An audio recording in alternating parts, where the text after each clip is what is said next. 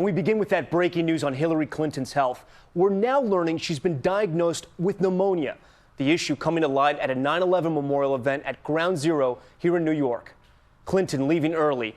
The ceremony only half over. A moment later, this video shows her wobbling, then appearing to fall.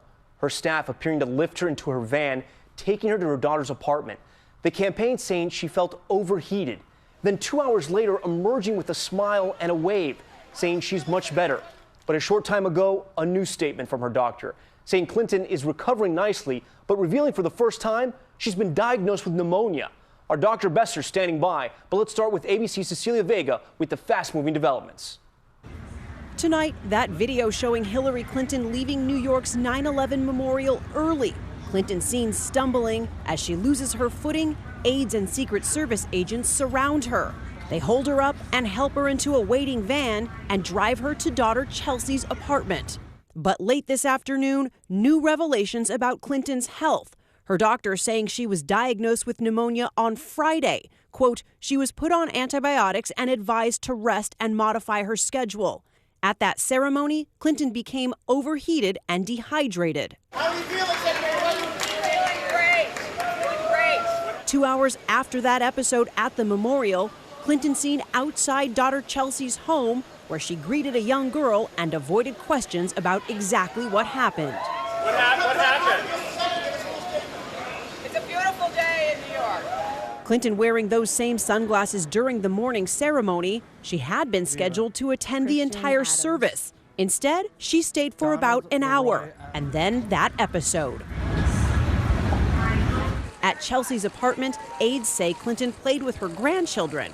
And tonight, the 68-year-old Democratic nominee is back home in Chappaqua. This is not Clinton's first health scare. In 2012, she fainted at home and hit her head, suffering a concussion.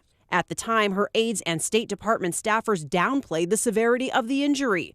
It turns out Clinton had double vision and wore special glasses. It took her 6 months to make a full recovery.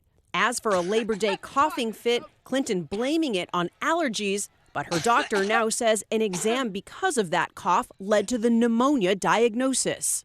Every time I think about Trump, I get allergic. On the campaign trail, Donald Trump turning Clinton's health into a recurring attack line. She doesn't have the strength or the stamina. And you know what? We can be nice and politically correct, and we can say, we don't have the time anymore, folks. And Clinton brushing off those attacks. I'm not concerned about the conspiracy theories. There are so many of them, I've lost track of them. And Cecilia joins us live now. Cecilia, so many questions still about Clinton's health, but her campaign has not released her medical records. In light of today, will they? Well, Tom, her campaign has been tight-lipped about so much today. They are not saying whether they will release her full medical records. But for that matter, Donald Trump has not yet released his either. Clinton did have a big campaign swing to California planned for tomorrow. Tom, that trip is now very much in question. Cecilia Vega covering every angle of this story. Cecilia, thank you. ABC's chief health and medical editor, Dr. Richard Besser, is here. Dr. Besser, what can we learn from taking a close look at that video outside the 9/11 memorial, but also the video outside Chelsea's apartment? Yeah, so in that first video, you see Secretary Clinton being helped into the van by several people. Her feet come off the ground. She doesn't appear to be able to walk on her own. That can be caused by many things, but as a doctor, what I find reassuring is that 2 hours later, she was able to go outside and greet people. Hillary Clinton is 68. How serious is pneumonia for someone her age? Well, pneumonia can be very serious. Some forms are quite ill and land someone in the hospital. Others are mild, and some are even contagious. It is quite relevant to what happened today at the memorial, but it clearly hasn't been enough to keep her off the campaign trail. Dr. Besser, thank you. That incident this morning wasn't her first stumble this weekend. She was already on defense after referring to half of Trump supporters as, quote, a basket of deplorables. And our latest poll shows the race is tightening, 46-41 against Donald Trump. But that's a tie within the margin of error.